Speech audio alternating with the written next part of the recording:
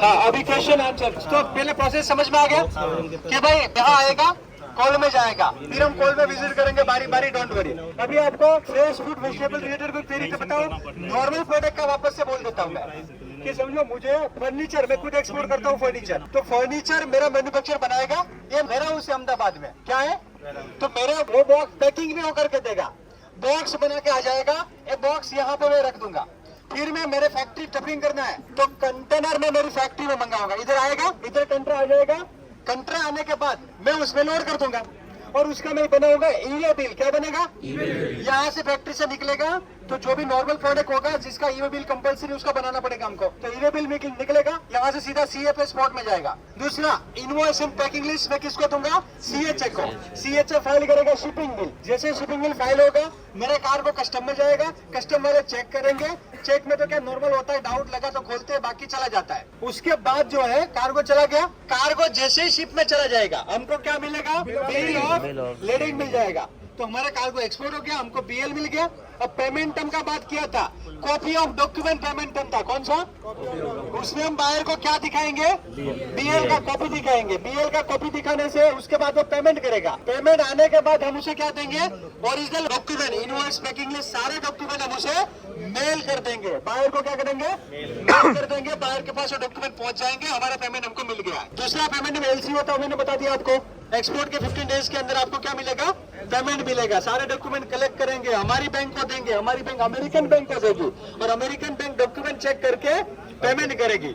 देखो इसमें कंट्री का, कार्गो का कोई रिस्क नहीं है, बैंक का क्वालिटी का जिम्मेदारी LC में बैंक का नहीं होता है। अब कार्गो इधर पहुंचा नहीं पहुंचा, समझो अमेरिका का ट्रांजिट टाइम ये समझो 35 डेज है, तो यहाँ तो हमको 15 दिन में पैसा मिल जाता है, माल अंदर खराब है, अच्छा है, किसने देखा है? थर्ड पार्टी वगैरह होता है तो ऐसा करना मुश्किल है, बाद में कुछ गड़बड़ हुई तो बाहर के सामने कंप्लेन कर सकता है, तो हमें तो अच्छा ही काम करना है, तो कोई प्रॉब्लम नहीं है। तो इम्पोर्ट में और एक्सपोर्ट में नॉर्मल प्रोडक्ट का सीधा कंट्री भर दो, कोई प्रॉब्लम नहीं है। और पेरिशेबल का एक प्रोसेस ऐड होता है, दूसरा कोई प्रोसेस नहीं है। पेरिशेबल कार्गो इधर आया, शॉर्टिंग ग्रेडिंग हुआ, शॉर्टिंग ग्रेडिंग होकर कोल्ड में गया, कौन से कंट्री भरा? कंटर रिफर रहता है, मैं आपको बता दूंगा, रिफर कंटर रहता है, लाइक कार्गो जाता है, रिफर बोले तो रेफ्रिजरेटर वाला, टेम्परेचर कंट्रोल वाला, चिली है तो वो अराउंड 7 टेम्परेचर पे जाता है, डिपेंड्स हो 6 हो गया, 7, 5 to 7 में रखते लोग। प्रोडक्ट का लेकर डिसाइड होता है। हाँ, प्रोडक्ट को लेकर डिसाइड होता है कौन सी प्रोडक्ट कितने में जाती है, उसका टेम्परेचर प्रोडक्ट के हिसाब से रखना होता है।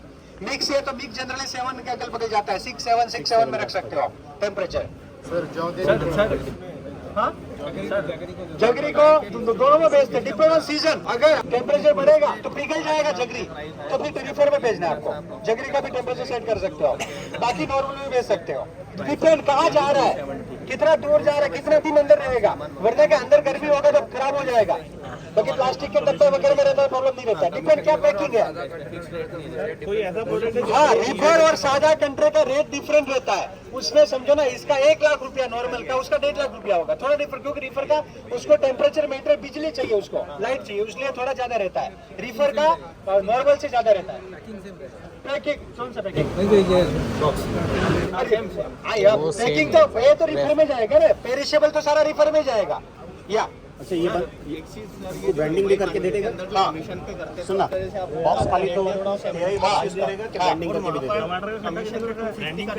हाँ, अब तो लॉस हो गया, अब तो कॉमन है, रिकवरी हो ही नहीं सकता हो, दूसरी बार बेचो और प्रॉफिट करो, समझो। हाँ, कमीशन पे काम करना थोड़ा मुश्किल काम है, लॉस भी हो सकता, तो लॉस हो गया बराबर। मैंने ये तो शेयर मार्केट जैसा हो गया कि मैंने यहाँ पे शेयर खरीदा 150 रुपये का, अब इसका 140 हो गया तो लॉस हो गया, या 120 हो गया तो क्या हो गया? लॉस हो गया। तो आप यहाँ पे सारी चीजें ध्यान रख के काम करना है। सर, ई-वे हर चीज के लिए जरूरी है? मोस्टली जरूरी है सर। अरे माल जब अपने यहाँ से कहीं पे जा रहे हैं ना तो ई-वे ई-वे कंपल्सरी है, लोकल का कायदा है, ट्रांसपोर्ट चढ़ाना है ना तो ई-वे बनना ही है, लोकल का कायदा है। तो उसके बिना माल इलीगल है। इलीगल, अगर ई-वे बिल बिना माल गया ना तो GST का डबल पेनल्टी लगता है, मतलब 1 लाख GST था तो 2 लाख भरना पड़ेगा, टैक्स का डबल पेनल्टी लगता है। जीएसटी प्रोडक्ट उसमें भी जाएगा, हर प्रोडक्ट चाहिए। सर एग्जाम गुड्स के लिए कैसा होगा? क्या बोले? तो चलेगा, कोई प्रॉब्लम नहीं है। हाँ, इसमें रिफर में तो निकालते हैं ना सर, ये भी जनरली सब में निकलता है, भाई एयर में भी निकलता है, तो एक्सपोर्ट में निकालना ही पड़ता है मोस्टली। जीएसटी नहीं है तो उसमें तो ई-वे बिल इसमें लगता है, इसमें पेरिशेबल लगता है, सब में लगेगा। बॉक्स पे GST लगता है। हाँ, तो ये आ गया। 18%। सब में जीएसटी एक्सपोर्ट में आए, उधर ईवे बिल आएगा ही, सब में आएगा। सामान आपके यहाँ से कहीं और जा रहा है ना, हाँ, आएगा। हाँ, वो तो मिल जाएगा, जीएसटी का रिफंड आपको मिल जाएगा। रिफंड लेगा, 1 मंथ में मिल जाता है। राइट ऑफ करेगा, 1 मंथ में, हाँ। राइट ऑफ करेगा ना, राइट ऑफ कर लेगा उसको जीएसटी। या जीएसटी का रिफंड मिल जाता है, वो अलग बात है प्रोसीजर। सिर्फ जीएसटी भरा है और रिफंड हो जाएगा, वो कोई प्रॉब्लम नहीं है। हाँ, अकाउंट में एक्सपोर्ट देखो, लोकल का जीएसटी सेटअप होता है, एक्सपोर्ट का जीएसटी अकाउंट में रिफंड आता है, अकाउंट में आता है। ये बिल देगा ना, जीएसटी का बिल देगा। प्रोडक्ट पर एक्सपोर्ट ड्यूटी लगती है हाँ, और उसमें जीएसटी भी लगती है, तो उसका जीएसटी का रिफंड जीएसटी का रिफंड होगा, एक्सपोर्ट ड्यूटी भरना पड़ेगा। या जैसे कि राइस से अभी एक्सपोर्ट ड्यूटी लगा तो जीएसटी का रिफंड हो जाएगा, एक्सपोर्ट ड्यूटी भरना पड़ेगा। या सर कोई अगर प्रोडक्ट समझो कि इंपोर्ट किया है और उस पे इंपोर्ट ड्यूटी भी लगा और जीएसटी भी लगा, दोनों लगेगा। और वापस मुझे वो चीज एक्सपोर्ट करना है तो मेरा इंपोर्ट ड्यूटी तो पहले बाहर ही नहीं लाना। उसमें क्या करना है, एडवांस ऑथराइजेशन में काम करो। एक्सपोर्ट करने के लिए आप इंपोर्ट करते हो रॉ मटेरियल स्पेयर पार्ट, तो एडवांस ऑथराइजेशन के तहत आपको इंपोर्ट ड्यूटी नहीं भरना है, टैक्स भरना ही नहीं है। उसको लाओ, रीपैकिंग, रीलेबलिंग करो, 20% वैल्यू एडिशन करो और एक्सपोर्ट कर दो, तो उसको इंपोर्ट ड्यूटी भरना ही नहीं है। एडवांस ऑथराइजेशन बोलते हैं, एक्सपोर्ट करने के लिए इंपोर्ट करते हो तो इंपोर्ट ड्यूटी नहीं भरना है, पहले से एग्जेम्पशन लेना है, या फिर आपको रिफंड अगर भर दिया है, सपोज मैंने शर्ट लाया और इंपोर्ट ड्यूटी भर दिया और एक्सपोर्ट करना है तो रिफंड क्लेम करना पड़ेगा। एडवांस ऑथराइजेशन गवर्नमेंट का स्कीम है कि एडवांस में अथॉरिटी ले लो कि भाई हमको एक्सपोर्ट करने के लिए इंपोर्ट करना है तो इंपोर्ट ड्यूटी नहीं भरना है। उसको कोई पीरियड रहता है कि इतने पीरियड में होना? 1 साल में कर देना है। माल रॉ मटेरियल इंपोर्ट करो, स्पेयर पार्ट रॉ मटेरियल 1 साल में माल बनाओ, एक्सपोर्ट कर दो। वरना अगर नहीं किया ना, एक्सपोर्ट नहीं किया तो पेनल्टी के साथ इंपोर्ट ड्यूटी भरना पड़ेगा 1.8%। हाँ, फ्री जोन नहीं है, कस्टम बॉन्डेड वेयरहाउस होता है। कस्टम बॉन्डेड वेयरहाउस में क्या करो, इंपोर्ट करो, प्लॉट में माल रखो, ड्यूटी तभी भरना पड़ता है जब प्लॉट से बाहर लाते हैं, समझ रहे हो? तो प्लॉट में रीपैकिंग, रीलेबलिंग करो और वापस भेज दो। बॉन्डेड वेयरहाउस रहेगा तो ड्यूटी नहीं भरना है, तो ये बेनिफिट है। जैसे कि मैं आपको मेरे को शंघाई जाना है, तो मुंबई टू सिंगापुर का फ्लाइट है, सिंगापुर टू शंघाई का है, तो सिंगापुर का मुझे वीजा नहीं लगेगा जब तक मैं सिंगापुर से एयरपोर्ट से बाहर नहीं निकलता हूँ। तो सेम टू सेम कस्टम से बाहर नहीं आता है सामान तो ड्यूटी भरना ही नहीं है। तो इंपोर्ट करो, कस्टम बॉन्डेड वेयरहाउस में रीपैकिंग करो, रीलेबलिंग करो और फिर उसको एक्सपोर्ट कर दो, वो भी है। कभी सर दूसरे पोर्ट पे इंपोर्ट करना है और दूसरे पोर्ट से एक्सपोर्ट, हाँ तो कर सकते हो और कोई प्रॉब्लम नहीं है, कोई प्रॉब्लम नहीं है। सर वो तो बाहर निकालना ही पड़ेगा। हाँ, कोई प्रॉब्लम। एक ऐसा क्यों करता है? पर मैं मुंबई लाके कोलकाता से एक्सपोर्ट क्यों करता है? मुंबई से एक्सपोर्ट कर दो, कोई मतलब ही नहीं है इसका तो। और बाकी लाना है तो ड्यूटी भर दो, वापस ड्यूटी रिक्लेम कर लो। समझ मारे? समझो, मुझे लाना है कोई भी चीज कि भाई मेरा फैक्ट्री में उसको थोड़ा पॉलिशिंग करना पड़ेगा, तो लाया, इंपोर्ट ड्यूटी भर दिया, फिर वापस एक्सपोर्ट किया, इंपोर्ट ड्यूटी रिक्लेम कर लो। डीजीएफटी से अप्लाई करो कि मुझे इतना इतना माल लाना है, तो उसे ड्यूटी भी लेटर दे देंगे। फिर आपका कंट्रा आएगा, आपको कस्टम में दिखाना कि मैं एडवांस, मेरे पास परमिशन है, तो विदाउट पेइंग जाने देंगे आपको।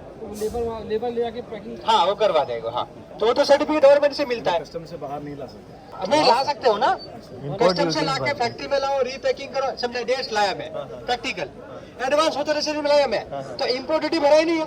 अब इसका मैं पाउच बनाऊंगा, किलो का पाउच बनाऊंगा और मैं एक्सपोर्ट कर दूंगा सिंगापुर। मेरी ब्रांड का मेरा लोगो लगाऊंगा, मेरा बॉक्स बनाऊंगा, खजूर इसमें भरूंगा, या सीडलेस करना, ये सीड वाला है अभी, इसमें सीड निकाल के पैक करूंगा और एक्सपोर्ट कर दूंगा, फिर रिफंड क्लेम कर लूंगा। या पहले से भरा ही नहीं है तो रिफंड क्लेम नहीं करना है। दोनों ऑप्शन है, दोनों ऑप्शन में काम कर सकते हैं। हाँ, तो कर सकते हो।